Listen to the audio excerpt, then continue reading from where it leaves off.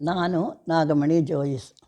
ಈ ದಿನ ಸೀತಾದೇವಿಯ ಜನ್ಮ ವೃತ್ತಾಂತದ ಬಗ್ಗೆ ಹೇಳುತ್ತೇನೆ.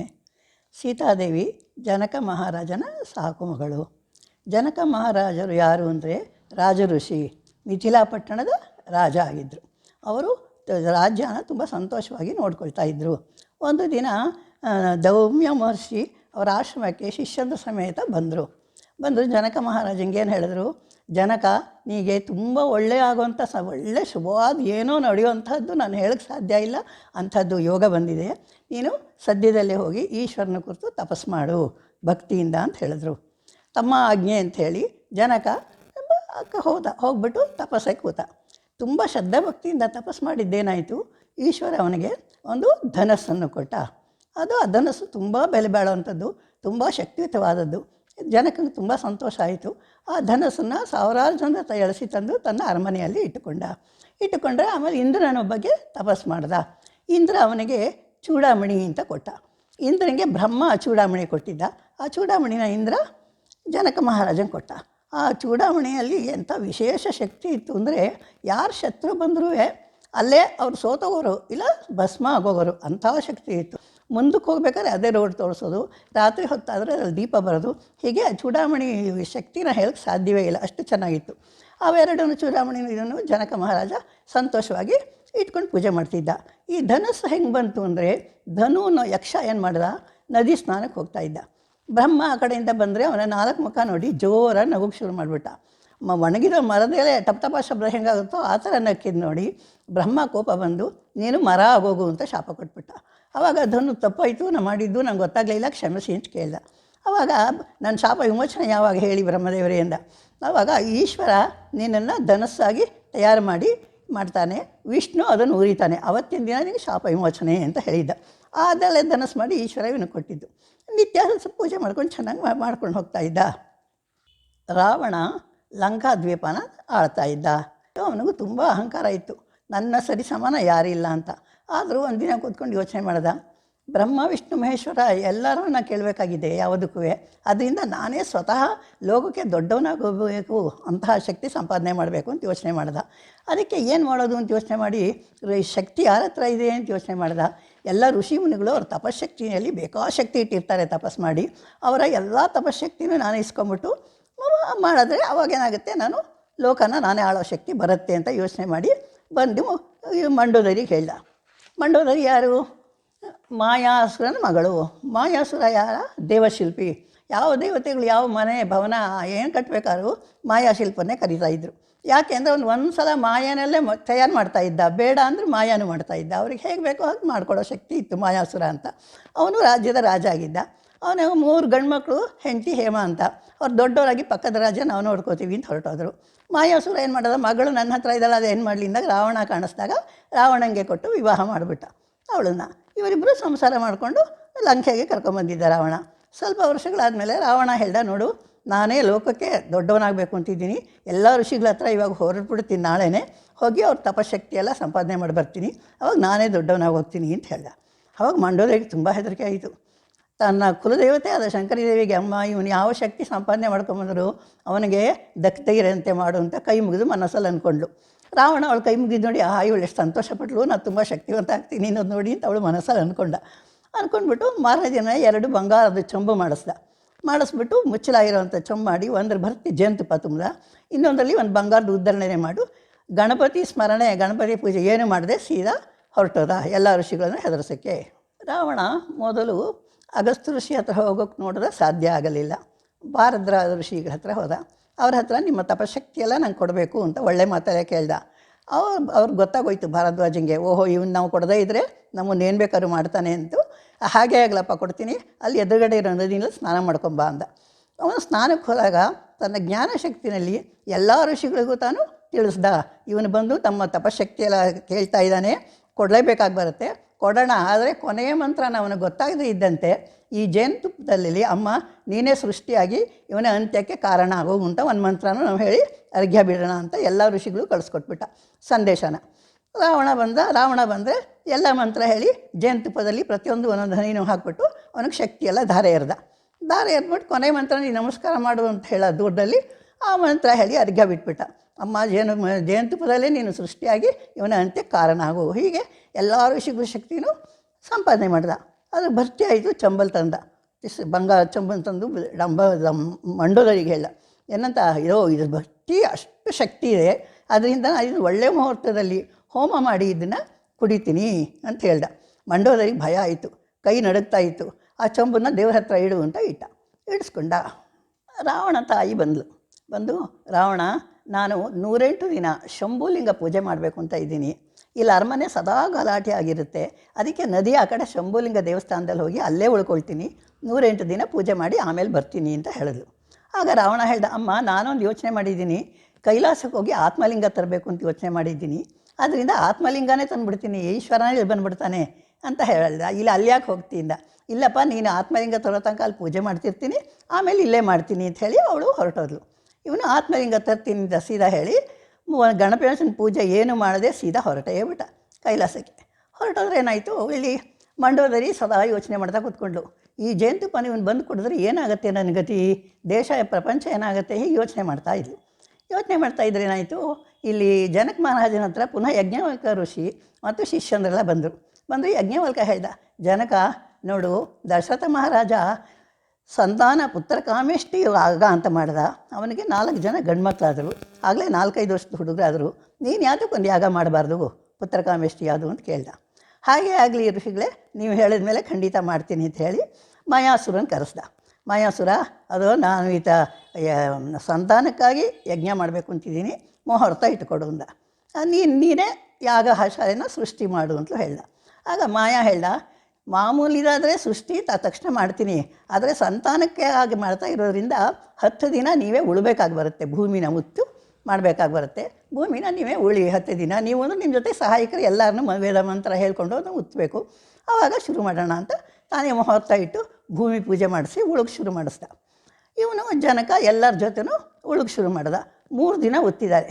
4ನೇ ದಿನ ಏನು ಮಾಡ್ದ ಮಯ, ನನ್ನ ಮಗಳನ್ನ ಒಂದು ಸಲ ನೋಡ್ಕೊಂಬರ್ತೀನಿ ಲಂಕೆಗೆ ಹೋಗಿ, ನೀವು ಮಾಡ್ತಾಯಿರಿ ಕೆಲಸ, ಬಂದ್ಬಿಡ್ತೀನಿ ಇಂದ. ಜನಕ ಅದಕ್ಕೆ ಒಪ್ಕೊಂಡ. ಮಾಯ ಏನು ಮಾಡ್ದ, ಸೀದಾ ಲಂಕೆಗೆ ಬಂದ. ಲಂಕೆಗೆ ಬಂದರೆ ಮಂಡೋದರಿ ತಂದೆ ನೋಡಿ ತಬ್ಕೊಂಡು ಜೋರಾಗಿ ಹತ್ಬಿಟ್ಲು.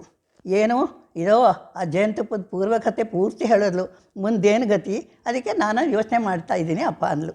ಏನು, ಅದನ್ನು ಪೂರ್ತಿ ನಾನೇ ಕುಡಿದ್ಬಿಡ್ತೀನಿ, ಅದರಲ್ಲಿ ಯಾವ ಶಕ್ತಿ ಬರುತ್ತೋ ಆ ಶಕ್ತಿಲಿ ಪ್ರಪಂಚನ ಶಾಂತಿಯನ್ನು ನೋಡ್ಕೊಳ್ಳೋಕ್ಕೆ ನಾನು ನೋಡ್ತೀನಿ, ಅದಕ್ಕೆ ನೀವು ಅನುಮತಿ ಬೇಕು, ಬೇರೆ ಜೇನುತುಪ್ಪ ಅದರಲ್ಲಿ ತುಂಬಿಟ್ಬಿಡ್ತೀನಿ ಅಂದ್ಲು. ತಂದೆ ಯೋಚನೆ ಮಾಡಿ, ಹಾಗೆ ಆಗಲಮ್ಮ, ನಾಳೆ ದಿನ ನೀವು ಪೂಜೆ ಮಾಡು, ಒಂದು ಹೊಸ ರೇಷ್ಮೆ ಬಟ್ಟೆ, ರೇಷ್ಮೆ ಸೀರೆ ತಗೋ, ಬೆಲೆ ಬಾಳೋದು, ಒಂದು ಬಂಗಾರದ ತಟ್ಟೆ ತಗೋ, ದೇವಿಗಿಟ್ಟು ಶಾಸ್ತ್ರೋಕ್ತ ಪೂಜೆ ಮಾಡಿ, ಆಮೇಲೆ ಆ ರೇಷ್ಮೆ ಸೀರೆನ ನೀನು ತೊಡೆ ಮೇಲೆ ಚಕ್ಕಲ್ ಮಡಿಕೆ ಹಾಕೊಂಡು ಕೂತ್ಕೊಂಡು ಹಾಸ್ಕೊ, ಒಂದು ಬಂಗಾರದ ತಟ್ಟೆ ಇಟ್ಕೊಂಡು ಆ ಜೇನುತುಪ್ಪನ ಮಂತ್ರ ಹೇಳ್ತೀನಿ, ನೀನು ಬಗ್ಸು ಅಂತ ಹೇಳಿದೆ. ಹಾಗೆ ಆಗಲಿ ಅಂದ್ಬಿಟ್ಟು ಯಾರೂ ಅರಮನೇಲಿ ಓಡಾಡ್ದ ದೂರ ಬರಬಾರ್ದು ಅಂತ ಹೇಳಿ ಒಳಗಡೆ ಪೂಜೆ ಮಾಡಿ ತಂದೆ ಮಗಳು ಕೂತ್ಕೊಂಡು ಜೇನುತುಪ್ಪನ ಅವಳು ಎಲ್ಲ ಮಾಡಿ ಜೇನುತುಪ್ಪನ ಚಂಬಿಂದ ಬಗ್ಸೋಕ್ಕೆ ಶುರು ಮಾಡಿದ್ಲು. ಆಶ್ಚರ್ಯ, ಆ ಚಂಬಿನ ಒಳಗಿನಿಂದ ತಲೆ ಶರೀರ ಸಮೇತ ಒಂದು ಸುಂದರವಾದ ಹೆಣ್ಣು ಶಿಶು ಅವಳ ಬಂಗಾರದ ತಟ್ಟೆ ಮೇಲೆ ಬಂದುಬಿತ್ತು. ಜೇನುತುಪ್ಪ ಪೂರ್ತಿ ಮಗು ಆಕಾರದಲ್ಲಿ ಆಗೋಗಿ ಬಂತು. ಎಷ್ಟು ಸುಂದರವಾಗಿದೆ, ಚೆನ್ನಾಗಿದೆ. ಇದು ಆಶ್ಚರ್ಯ ಆಯಿತು ಇಬ್ಬರಿಗೂ. ಏನು ಮಾಡೋದು?